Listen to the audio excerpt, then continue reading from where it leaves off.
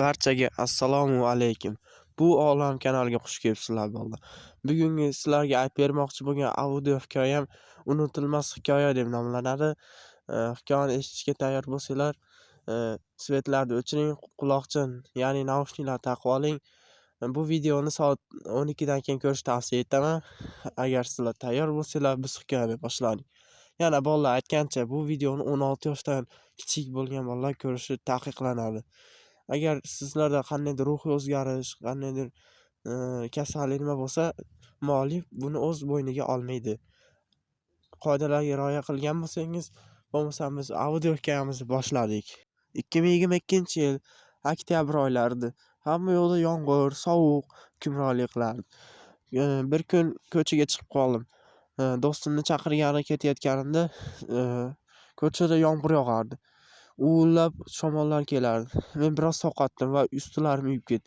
Do'stimning uyiga bordim. "Do'stim, aytgan ishingni qilamizmi?" dedim. Do'stim, "Ha, albatta, ishni qilamiz, uyga kir" dedi. Men, "Yo'q, biroz xijolat bo'lyapti. Hamma joyim uyib ketgan" dedim. Do'stim, nima xijolat bo'lasan? Uyga tezda kir" dedi. Men, "Ha, mayli bo'lmasam" deb uyga kirdim. Va u bilan reja qilgan narsamizni amalga oshirish uchun yana bir bor reja qilib tuzardik. Keyin esa rejani tugatgach ko'chaga chiqdik. Ko'cha yomg'ir yog'ar, sovuq, hamma yoqdan odamlar uyugancha hamma yoqqa shoshilib yurishardi. Biz odamlarni ko'rib, hamma uyuganidan shoshilib ketishyapti-kanda dedik. Do'stim, "Ha, mayli, ketdik bo'lmasam" dedi. Va sizlar so'rashinglar mumkin, "Sizlar qanaqa reja tuzdinglar?" deyishinglar mumkin. Biz buni videoni oxirida aytaman. Bo'lmasam boshladik. Yana biz yo'lda davom etardik va ko'zimizga bir eski kulba ko'zimizga tushdi.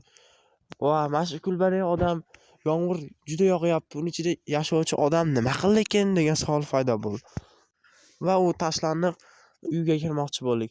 Men oshnamga aytdim, "Oshna, keyin mana shu uyga kirib tekshirib chiqamiz. Agar uyning ichidagi birorta odam qiynalib qolgan bo'lsa, unga biz yordam beramiz" dedim. Do'stim darrov rozi bo'ldi. Va biz o'sha uyga kirdik. Uyga kirsak hamma yoq ivirsib yotardi. Hamma yoq chang, idishlar singan, har bir narsalardan chang chiqib kelardi. Uyga kirishimiz bilan chang bosib ketdi. Va bu uy ancha chang bosib ketibdi-ku dedim. Do'stim, "Ha, nimasini aytasan? Bo'ldi, bu uyda hech kim yashamasa kerak, ketdik bu yerdan" dedi. Men, "To'g'ri aytasan do'stim. Bu yerda hech kim yashamashi aniq-ku. Lekin biz bu uydan men quruq chiqib ketmayman. Birorta video yoki tasvir tushiraman. Bu uyda menimcha arvohlar ham bo'lsa kerak" dedim. Men, "To'g'ri aytasan. Rostdan bu yerda arvohlar bo'lsa kerak. Chunki bunaqa isqir joylarda jin, har xil anjinalar bo'lishi mumkin. Kelib, yaxshi bu yerda video tasvirga olamiz va 3 kun davomida bu kulbani kuzatamiz" dedim. Do'stim esa, "Ha, mayli, roziman" dedi. Va birgalikda bu uyni kuzata boshladik. Birinchi kun chamasi kechki soat 12-11:30larda keldik va uyni nazoratga oldik. Hamma joyga kamera, ya'ni kameralarni o'rnatib chiqdik. Va o'zimiz mobil telefonimizda u kameralarni ulab qo'ydik. Keyin esa 3 kun davomida u uyni kuzatdik.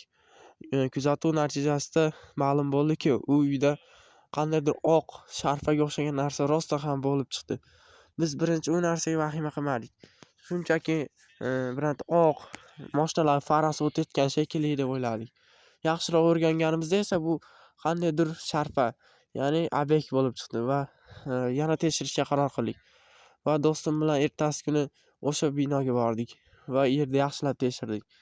Ma'lum bo'lishicha, u binoda chamasi 70 yoshlar atrofidagi bir beva ayol o'lgan ekan va ruhi o'sha yerda haligacha himoya qilar ekan.